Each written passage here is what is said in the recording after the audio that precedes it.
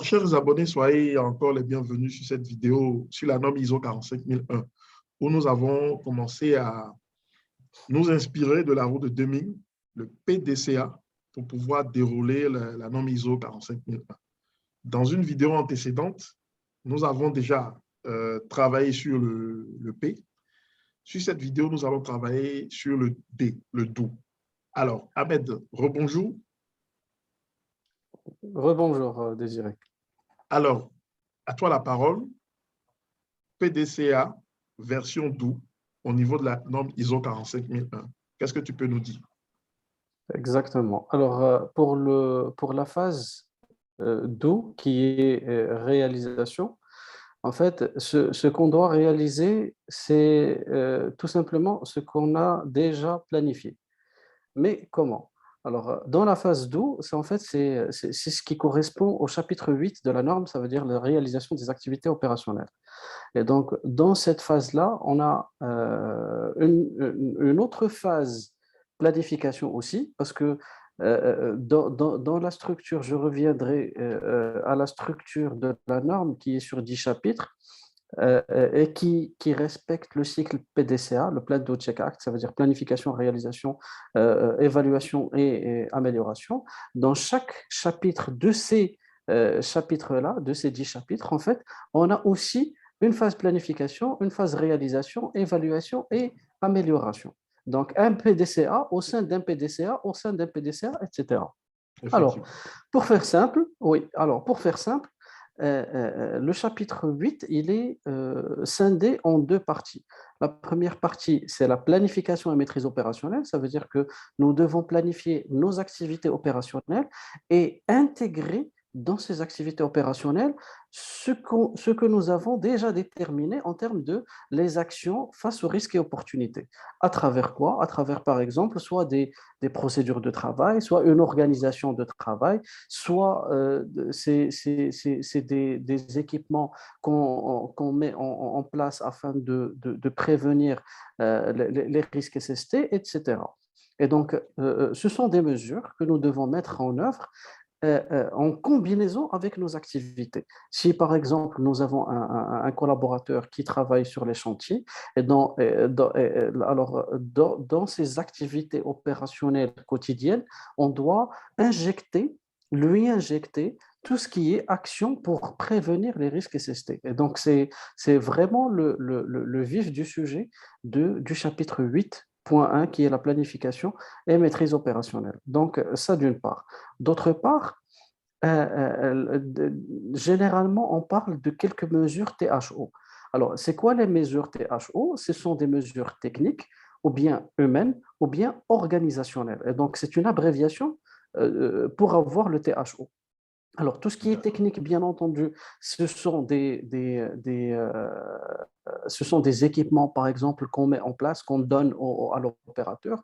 Soit, c'est ce qu'on appelle des équipements de protection, soit collective, soit individuelle. Collective, ça veut dire qu'on vise une certaine population de nos collaborateurs afin de les protéger. Donc, on protège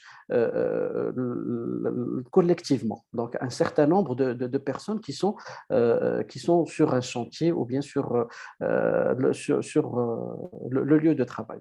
Et donc, tout ce qui est humain, ça veut dire qu'on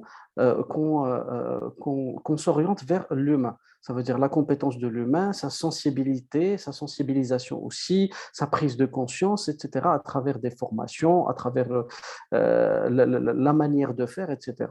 Et aussi, tout ce qui est haut, ça veut dire organisationnel, ça veut dire c'est qu'on organise le travail. Voilà, organisationnel, c'est l'organisation de travail. Ça veut dire on commence à toucher à tout ce qui est horaire de travail, à tout ce qui est comment il travaille, tout ce qui est hiérarchie, etc. Donc, c'est les mesures qu'on peut mettre en place afin d'éviter des risques SST. Et donc, c'est le vif du sujet du 8.1 qui est justement la planification de maîtrise opérationnelle, où on trouve également une partie sur le pilotage du changement. Et donc, ce pilotage du changement, pourquoi? Parce que on a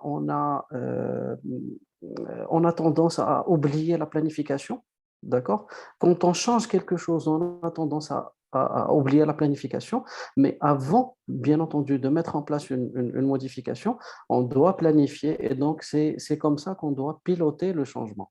Et modifier quoi? En fait, on peut modifier carrément une activité opérationnelle, la manière de faire cette activité, l'horaire de travail de cette activité. On peut carrément changer carrément des moyens de mesure, enfin des mesures de protection.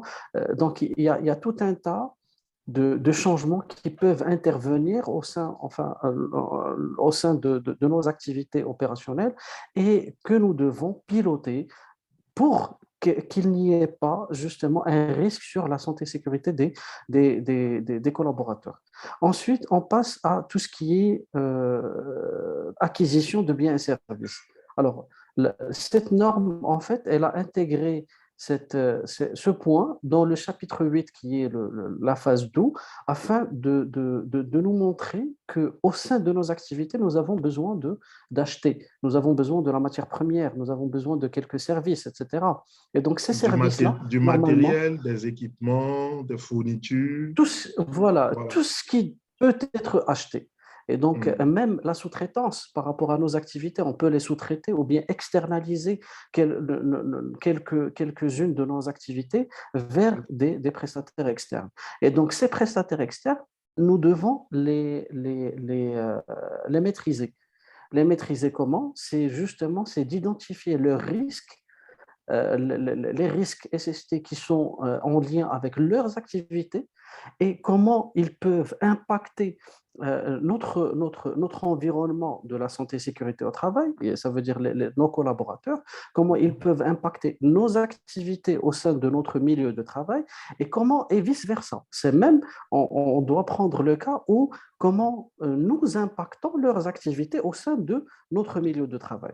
Donc, cette norme vraiment a pris en compte l'ensemble de ces éléments, que ce soit, c'est ce qu'on appelle les risques importés ou les risques exportés. Exporter. Ça veut dire les risques importés, voilà, les risques importés, c'est les risques qui nous viennent de l'extérieur et les risques importés, c'est ce qu'on importe, c'est nos risques et qui peuvent impacter autrui, qui peuvent impacter le voisinage, les prestataires, etc. Alors, ça, c'est une phase, c'est une partie de la phase 2. La deuxième partie, en fait, elle concerne la préparation et la réponse aux situations d'urgence.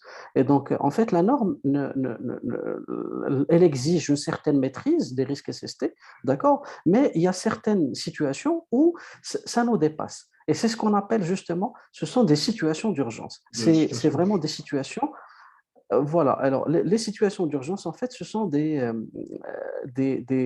situations qui dépassent nos moyens, d'accord, qui dépassent nos moyens de maîtrise, etc. Et donc, ces situations d'urgence, en fait, on fait le lien entre ce qu'on a déjà identifié comme risque SST, c'est ce qu'on appelle l'évaluation des risques SST dans le chapitre 6, d'accord? Mhm. Et donc, on fait le lien avec le chapitre 8. À travers OK. quoi? À travers, ce sont des risques qui sont vraiment, que nous avons évalués majeurs, comme on peut dire. Majeur, ça veut dire que les risques sont vraiment, c'est un Les danger risques qui sont est catégorisés imminent. en quelque sorte. Bien sûr, voilà, c'est une catégorisation, c'est une catégorie vraiment majeure des risques SST et OK. que auxquels nous devons répondre avec des moyens de maîtrise ou bien des moyens d'intervention. Et donc, on D'intervention. intervient en cas de survenance de ces risques, enfin, de ces D'accord. situations. D'accord. Avant que, bien entendu, avant que ces situations d'urgence ne soient vraiment réelles, on doit faire quelques exercices au moment de leur identification. Et donc, ces exercices nous permettent de voir si on est capable d'intervenir en cas de ces situations ou pas. Et donc, à la fois, on fait des exercices et à la fois, on s'exerce à intervenir et donc à revoir également ces réponses aux situations d'urgence. Donc, quand on D'accord. parle de réponse, ça veut dire que nous avons une situation d'urgence avec, on peut dire, un plan d'action face à cette situation Face à cette d'urgence. situation-là, Voilà. effectivement. Et donc, on voit si ce plan d'action-là, est-ce qu'il est vraiment pertinent? et est-ce qu'il est efficace par rapport à cette situation d'urgence. D'accord. Alors, merci Ahmed pour cette partie du DO qui nous permet de passer à l'action véritablement, parce que c'est dans l'action qu'on peut apporter des mesures correctives. C'est dans l'action aussi qu'on peut véritablement savoir si la planification a été bien faite. Et comme on le dit en qualité, tout ce qui se mesure s'améliore. Merci pour cette séquence. À bientôt. Exactement.